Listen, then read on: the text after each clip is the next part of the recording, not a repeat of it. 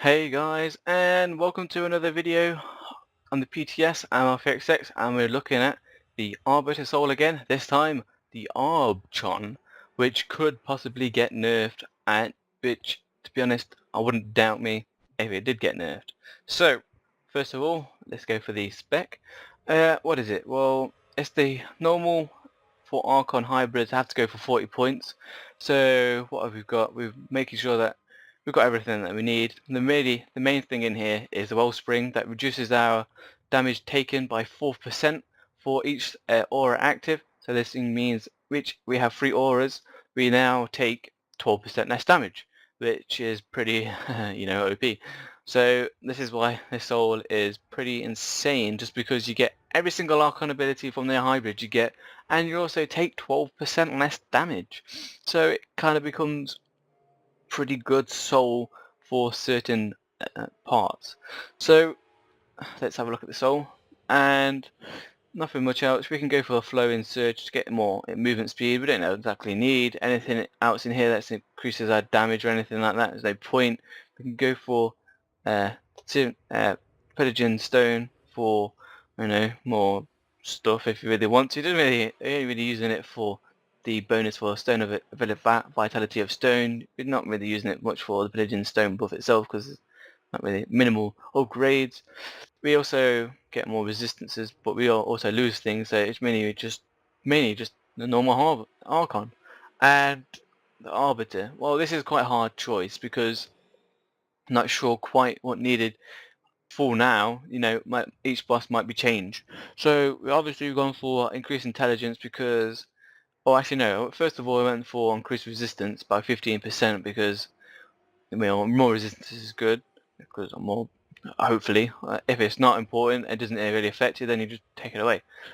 More intelligence so that we have more deflect, because deflect is derived from intelligence, as we know from earlier. Also gone for Icy Fury because there was not really any other ability to place later on, and we've gone for increased endurance by 10%, which is an obvious given. We've gone for obviously the charge because the armor thrown at above 70 charge because that's important for the Mage soul. Interrupt because they had nothing to go for really. Shielding Ward because we need loads of shields. Obviously this is an important ability that needs to be in there. The charge, you don't really need it. You can go for it if you want with the stun, but I recommend not because of you need quite a lot of points over here. So we increase our deflect by 5%. You could actually take that out and go somewhere else because 5% is not so bad, and I believe we have quite a lot anyway. Don't know how much we have in this spec. 50% anyway, so we'd just be on 45, so we were pretty much capped anyway. We were a bit over, so we could actually take that 5% out and place it otherwhere else, but for now I'm sticking it in there. So we also got the dodge and parry, which we get from the ability there. We also increased endurance from the vitality buff over here. Increased incoming healing by 3%. You could actually take some out of deflect and put some in here, which might be actually better, so we get 9% increased healing to us, which might be better off. Isn't really anything point in any of these up here. We could even, I believe, maybe take one out of here and go up to here, which means increases the damage reduction when deflecting an attack by 6% instead, but that's if we deflect, so I don't know, it's not really up to you. And then we go for the shield. So we'll reduce the cooldown by 20 seconds, and we've gone for the OP cooldown, which evades the death. And there's only 1 point left to go for, and really you're going to go for this one anyway. So we actually reduce our incoming damage by 3% more, and we also reduce the spell incoming damage by 7%. So we're losing out here on 7% more of, or 7.5, shall we say, incoming percent damage. So in this spec, what macros you're going to go for. Technically, it doesn't really matter. We might as well go for the single target one as we had before. The AoE one, because there's only one AoE ability. The AoE shield we don't have because we don't have the point in it at the top, so there's no point really in that. But we might as well use the same macro anyway. You can take it out if you really want to, but might as well use the same macro. You can use the same macro for the AoE. Single target one. We don't need this anymore because we actually don't have that ability as it's further down in the tree at 54 points. Can't use that, so we don't have to use that anymore. And another one which is quite important is just use the volcanic bomb, earthen barrage, and spark shower. And obviously we can go for, depending on how you do your lava field, you can cast that yourself anyway, but that's depending on how you actually do your lava field. And we also have the misdirection because we have that front, but we don't have the AoE one because that's at the top. We don't have 40 points, and we've got the evade death and the intercept still. So what is the difference between this spec and 61 arbiter? Well, it's quite a lot of difference. So what we're losing out on, 100% shield on ourselves, cooldown, quite a lot. We're also losing out on another cooldown, so absorb 30% of damage. For 6 seconds we lose out on that, which is a pain in the arse. We lose the effect of being able to shields that we get from gaining and losing charge. The effect of that means that the reducing the cooldown of it, we don't get that anymore. We don't get the other cooldown, which resets the debuff we get from it. So we're losing out on passive shield, a lot more passive shields than we could be getting from Arbiter itself, and losing 20% or less cooldown there. Obviously we're losing one threat generation, it doesn't really make much difference, and we're losing the AoE pull because of that as well. So we're losing, let's say here, 1, 2, 3 cooldowns for us that could be pretty useful for us. So we're losing out on cooldowns, and because we don't have Warlock, we're losing out on a lot of health. So before, where we had 72, like 91, we had 91k health, now we have 95k health. So we're losing a hell of a lot of endurance, we're losing quite a lot of cooldowns, we're also losing quite a lot of potential of shields, but this isn't so bad because we got the Archon, and if we put our auras up, we're actually gaining the 12% that reduced damage, which means the mitigation of this is actually better than the other one.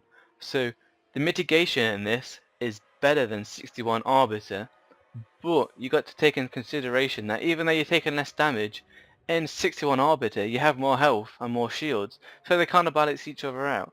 So this, I wouldn't advise this using in some progress fights unless you're getting one shot from really high damage abilities all the time, which then this reduces the incoming damage, like physical damage, by a hell of a lot. Like, for example, in I can't remember its name, one of the world bosses, the one that looks like Plutonus, in Dendrome, I was taking 30k damage in there with 61 Arbiter, but in this spec, I was taking 26k damage. So that's quite a lot of difference, like 5k difference in damage. So if that's all you need to actually stay alive, then it's actually worth it.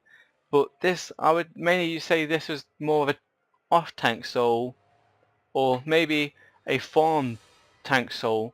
So I wouldn't use it for progression at all because of the actual losses you get, but we actually get all the Archon abilities.